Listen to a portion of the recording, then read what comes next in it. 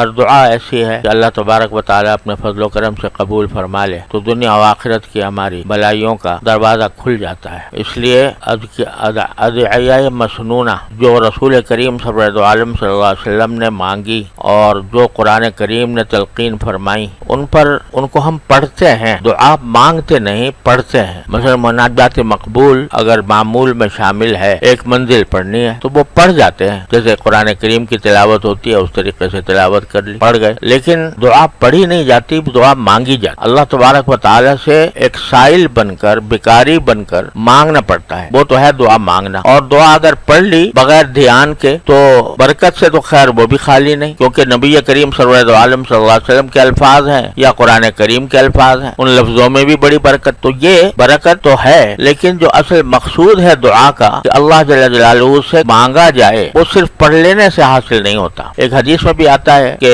ایک روایت میں ہے کہ نبی کریم صلی اللہ علیہ وسلم کا ارشاد نقل کیا گیا ہے کہ اللہ تعالیٰ اس دعا کو قبول نہیں کرتا جو ان قلب لاہن، ایسے دل سے کی جا رہی ہو جو بے دھیانی میں ہے۔ زبان پر تو الفاظ ہیں دعا کے، لیکن دل سے نہیں مانگا جا رہا بلکہ ایک کھیل ہو رہا ہے۔ لاہن کا ایک طرح سے معنی یہ ہوتے ہیں کہ لہو کر رہا ہے، یعنی بغیر کسی مقصد کے بس زبان پر ایک دعا ہے، تو وہ قبول نہیں ہوتا، اگرچہ الفاظ میں جو برکت ہے وہ حاصل ہو جائے، کیونکہ سرکار دو عالم صلی اللہ علیہ وسلم کے قلب مبارک پر جو چیز بھی وارد ہوئی اور آپ کے زبان مبارک سے جو چیز نکلی، ما ينطق عن الهوى ان هو الا وحی یوحى،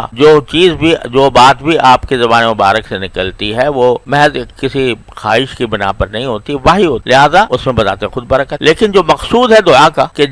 جو چیز مانگی جا رہی ہے وہ آدمی مانگے طالب بن کر، سائل بن کر، بھکاری بن کر اللہ تعالیٰ کی بارگاہ میں، وہ مقصد بے دھیانی سے پڑھنے میں حاصل نہیں ہو۔ اسی لیے میں اپنے ساتھیوں سے عرض کیا کرتا ہوں کہ جب مناجات مقبول کی منزل روزانہ اگر عادت ڈالی جائے اور ہمارے طریق میں، ہمارے سلسلے میں جو ایک سالک کو جو چیزیں تلقین کی جاتی ہیں ان میں یہ بھی ہے کہ مناجات مقبول کی کم از کم ایک منزل روزانہ پڑھے، تو میں عرض یہ کیا کرتا ہوں کہ چلو پڑھ تو لو ایک منزل، لیکن کچھ ان میں سے دعائیں یا اس کے 2-3 صفحات کم از کم اس طرح پڑھو کہ جیسے مانگنے کے انداز، اس کے ترجمے کے ساتھ، اس کے مفہوم کے ساتھ، تو اس کا مزہ ہی کچھ اور ہوگا، اس کے فوائد ہی کچھ اور ہوں گے۔ تو اس لیے یہ جو میں مناجات مقبول کی دعاؤں کے اوپر بات کر رہا ہوں عرصہ دراز سے، اس کا مقصد ہی یہ ہے کہ ہم ان دعاؤں کی حقیقت کو سمجھیں اور اس میں جو کچھ مانگا گیا ہے اس کی اہمیت کو سمجھیں۔ یہ دعائیں ایک طرف تو دعا ہے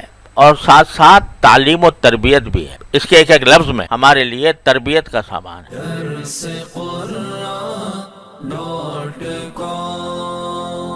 www.darsequran.com